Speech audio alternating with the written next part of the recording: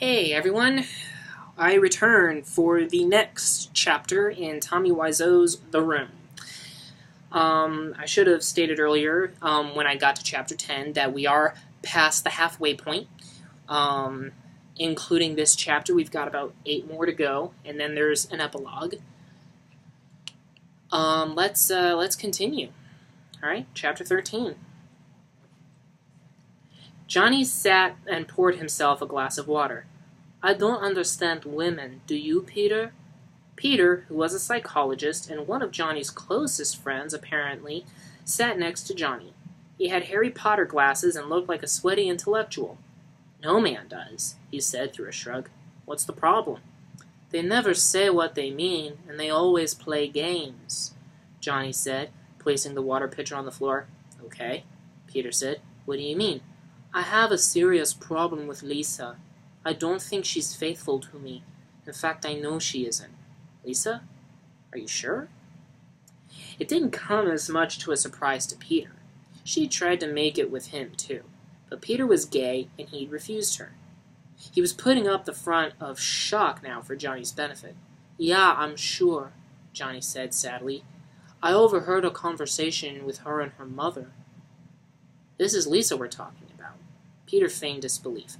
I don't know what to say, but you're a psychologist. Do you have some advice? Johnny always found Peter, being a trained psychologist, to be full of wisdom. This wasn't the first time he'd come to his friend as an unofficial patient. Peter stood up. It's a complicated situation, Johnny. I mean, you're my friend. I don't want to get between you and Lisa. He already gone down that road, and lost. Look, if you want to, you should confront her. I can't confront her, Johnny shot back. I want to give her a second chance. After all, she's my future wife. You know what they say, love is blind. He took a sip. You got a lot of faith in Lisa. Sometimes life gets complicated. The unexpected can happen. Peter paused to consider his words. When it does, you just gotta deal with it. This was why Johnny kept Peter around. He always had generic, arbitrary advice for any situation. A ringing came at the door. Did you hear the door? Peter asked, referring to the ringing at the door. Johnny shrugged. Yeah? He placed his glass down and went to open it. Oh, hi, Mark. It was Mark, Johnny's best friend. Come in. Oh, hi, Johnny. Hey, Peter. We're just talking about women. Johnny said, sitting back down. Women, man.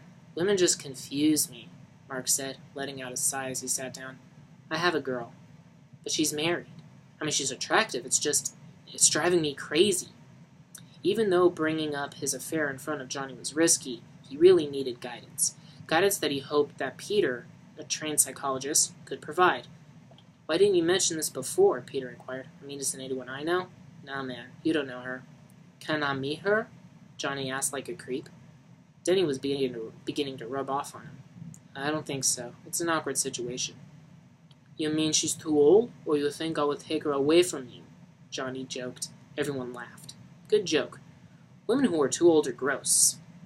Huh? Wow. The misogyny in this is astounding. Friends stealing women, doubly so. Thank you. I have my own problems, Johnny said. Tell me about your problems, Johnny, Peter sat down himself. As much as Johnny benefited from Peter's experience as a psychologist, he always hated it for some reason. Peter, you always play psychologist with us. Look, I'm just your friend. I'm just worried about you. Lisa's teasing me about whether we are going to get married or not, and we didn't make love in a while. I don't know what to do. Mark took all this in, and a sudden urge of guilt flooded him. Were Johnny's problems somehow his fault? You never really know, Peter said. I mean, look, you should tell her about your feelings, okay? You shouldn't hide them. You two have been together forever. You can work out anything as long as you talk about it. Not always, Johnny retorted. People are people. Sometimes they just can't see their own faults. Johnny smiled. Once again, Peter always knew the perfect cliché truism to boost his spirits. Mark felt the topic was dangerously close to his affair with Lisa, so he spoke up. Hey, I'm thinking of moving to a bigger place, man. I'm making some good money. Peter didn't seem to take the hint. Look, you should tell her the truth. I mean, you're in this for your girl, right? Yeah, right, Peter. Ha ha ha. Johnny laughed. Is she getting a divorce, Mark? You guys are too much. Mark quickly changed the subject again. Hey, are you running Beta Breakers this year? I am, sure, Johnny said. Peter wasn't as enthusiastic. I'm not doing it this year, he said, standing and walking toward the mantel. Chicken, Peter, you're just a little chicken, Johnny said, and then he started chirping. Cheep, cheep, cheep, cheep, cheep, cheep, cheep, cheep, he howled wildly. Who are you calling chicken? I just don't like all the weirdos. There's too many weirdos there, Peter stammered. Johnny, who had just stopped chirping maniacally, didn't know what he meant by weirdos. I don't mind. Mark, remember the one with big tits? The blondie one? No, how about the one with the bridal gown with the sign? Oh, yeah. Johnny laughed. Will you marry me? I thought I would take her up on it. I never ate so much, Mark said. Yeah, the barbecue chicken was delicious rice. Johnny agreed.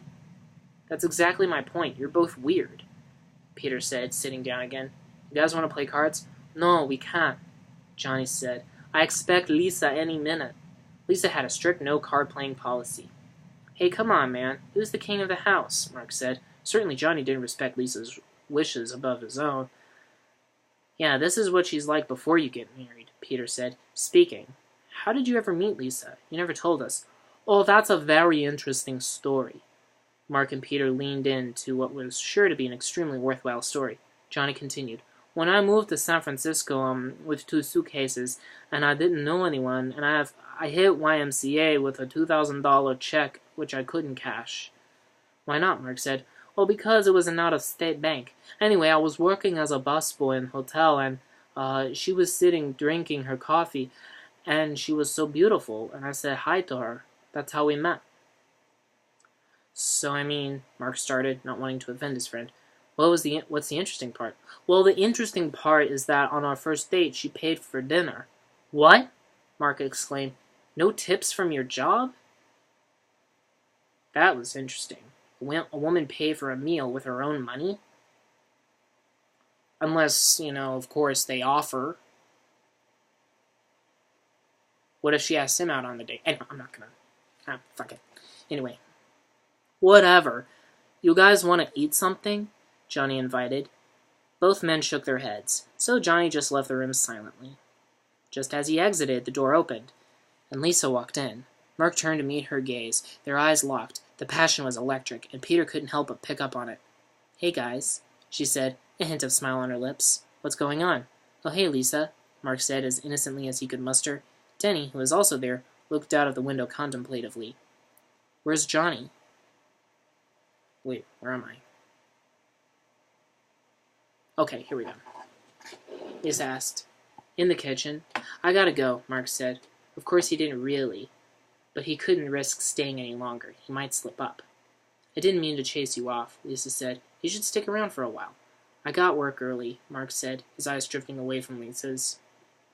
Danny stared at them both with awe. See ya, and with that Mark was gone. Also, Peter randomly left as well, leaving Lisa and Denny to sit on the floor with the door open. Did you get your wedding gown yet? Denny said, seated on the floor. No, I get plenty of time, Lisa replied, more kneeling on the floor than sitting. You sure you have plenty of time? It's only a month away. Danny was beginning to get worried about this wedding. It'll be fine. What are you so worried about? Everything's okay. Johnny doesn't seem very excited. Is there some problem? Danny persisted. Lisa and Johnny were like parent figures to him. There's no problem. Why do you ask? I just want you and Johnny to be happy. Their sit concluded, they both stood up again. Look, Denny, I need to talk to Johnny, okay? I'll see you later. Denny shrugged. On his own again. Okay, tell him I said hello? Yeah, and with that, Denny was gone.